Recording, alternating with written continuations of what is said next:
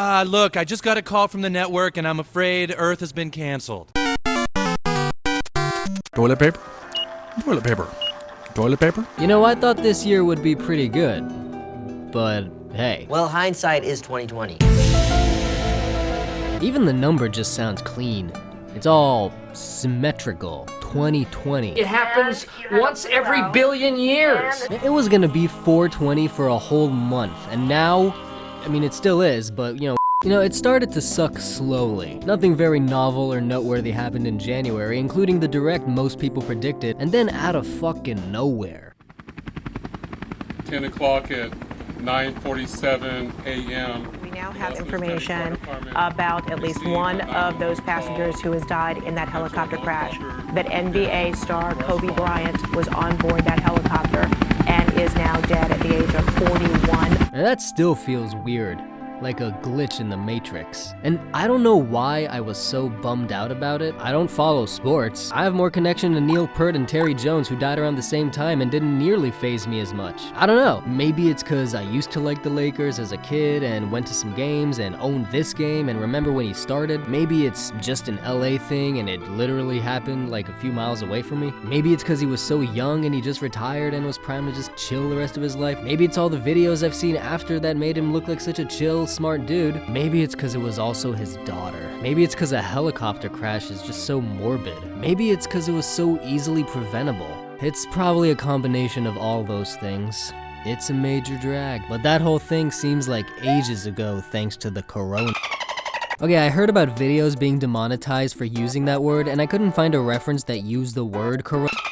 So I will hereby refer to the global health crisis as the virus. Now at first the virus was just affecting Asian countries, but because China and friends are major manufacturers, we were already feeling the impact around the world. And since most of the best game companies are Japanese, we gamers were dealt quite a blow. In all likelihood, Nintendo delayed their directs and release dates, which led to the biggest direct drought ever. For the first time ever, as far as I know, E3 was cancelled. And so was GDC, which is probably what led to this PS5 lecture? Today, I want to talk a bit about our goals for the PlayStation 5 hardware and how they influenced the development of the console. Oh God, don't care.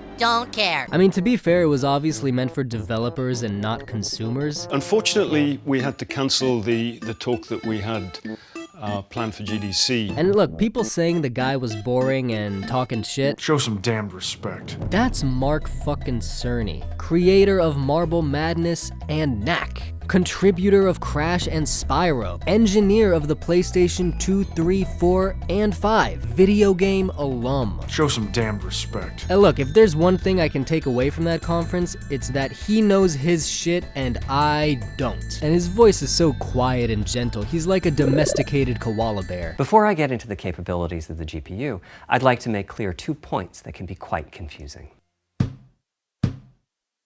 But in a matter of weeks, video games seemed so trivial. And as the whole situation was escalating, I was already dealing with some personal health problems. Not me, but my dad. 3 weeks were just back and forth, good news, bad news. He needed open heart surgery, then he went to some specialist who said he didn't, he just needed a stent, but then the procedure didn't work because it was too clogged, so they said let us try coming in from a different vein, and then it did work, and now, as long as he eats better, he'll be okay. So that was just a fucking roller coaster, and I fucking hate roller coasters. But then the last thing the doctor said as he left the hospital 2 days before the state shut down was to be careful not to get the because he is really high risk. So, you know, that calmed my nerves. That's what I wanted to hear. I went from worrying about one thing to worrying about another, but I guess I'm not alone in this one and the rest of the world is freaking out with me. Which finally, of course, brings me to the main reason 2020 sucks. Who could have seen this coming? We're in great shape then. Who could have predicted this? We have it very much under control. Except for these guys. One day it's like a miracle, it will disappear. Those dudes. This is the new hoax. Fucking Bill Gates, apparently. It will go away, just say God. And everyone watching the news since December. No, I don't take responsibility. Goddamn Dr. Mario could have foreseen this shit. The Deep State Department, if you don't mind, I'd like to have him go back and do his job. So does anybody have any questions? Fuck the Chinese government. And I don't even know what to say except it's insane. Just stay home and wait it out till it disappears. I wish I could, but I work at a damn grocery store and I'm too scared to quit because finding a job will be very hard when this all blows over. So this is what my days are like. But I say 2020 sucks only so far because there is a silver lining. And for one thing, most games are still coming out on time. Resi 3 is out, Final Fantasy 7 broke street date, The Last of Us 2 got delayed, but I imagine they just want to make a bundaroo with the next-gen consoles which are still on track. And Animal Crossing is the perfect piece of escapism for these dark times. And Nintendo finally broke their silence with an explanation and a mini-direct. And while the mini-direct itself was just okay, the last time there was a mini-direct, it was shortly followed by one of the greatest directs of all time. And they did say they were just focusing on a selection of games from this year, which I now imagine will be bolstered by those rumored Mario games. And lastly, my friends, the silveriest lining of all, not even silver, it's a gold lining, is that you cannot arrest Shamona for doing this.